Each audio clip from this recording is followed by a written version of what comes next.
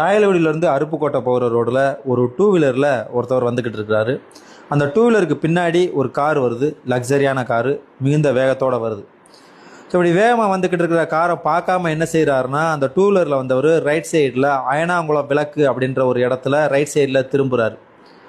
So திடீர்னு ஒரு two wheeler ஊடால cross ஆகுதே அப்படின்னு சொல்லிட்டு அந்த டூ வீலரில் வந்தவரை காப்பாற்றணும் அப்படிங்கிற ஒரு நோக்கத்தில் என்ன செய்கிறாருன்னா, அந்த காரில் வந்தவர் ரைட்டில் கட் பண்ணுறாரு.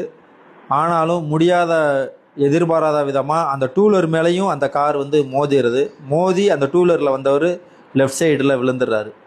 விழுந்ததுக்கப்புறமா சென்ட்ரு மீடியேட்டரில் ஏறி ரைட் சைடில் கிராஸ் ஆகுது இந்த லக்ஸரியான கார். இப்படி கிராஸ் ஆன போது ஆப்போசிட்டில் ஒருத்தவங்க தும்புசினம்பட்டி, நம்மளுடைய ரெட்டியப்பட்டி பக்கத்தில் இருக்கிற தும்புசினம்பட்டி கிராமத்திலேருந்து ஒட்டுமொத்தமாக குடும்பத்தோட சாமி கும்பிட்டுட்டு போய்கிட்டு இருக்கிறாங்க. ஸோ அப்படி போய்கிட்டு இருக்கவங்க மேலே இந்த கார் மோதிடுது.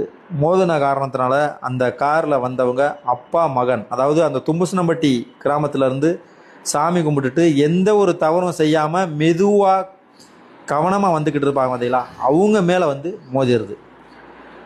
இந்த லக்ஸரியான கார் இருக்குது பார்த்தீங்களா, அந்த காரில் இருக்கிறவங்க சிறு காயங்களோட தப்பிச்சிடுறாங்க. இந்த தும்புசினம்பட்டியிலேருந்து சாயல்குடி பக்கம் போய்கிட்டு இருந்தாங்க பார்த்தீங்களா, அந்த காரில் இருக்கிறவங்க பலத்த காயத்தோடையும் அதில் இருக்கிறவங்க அந்த உறவினர்கள் ஆம்புலன்ஸில் ஏற்றி கொண்டு மருத்துவமனையில் அனுமதிக்கப்படுறாங்க. இந்த காரில் வந்தவங்க அப்பாவும் மகனும் சம்பவ இடத்துலையே இறந்துடுறாங்க. இந்த கார் அப்பளம் போல் நொறுங்கிருச்சு. அதனால் உள்ளே இருக்கிறவங்களையே ஜேசிபி வச்சு தான் அதை வெளியில் எடுக்க முடிஞ்சிச்சு. ஸோ அந்தளவுக்கு பலமான ஒரு அடியாயிருச்சு.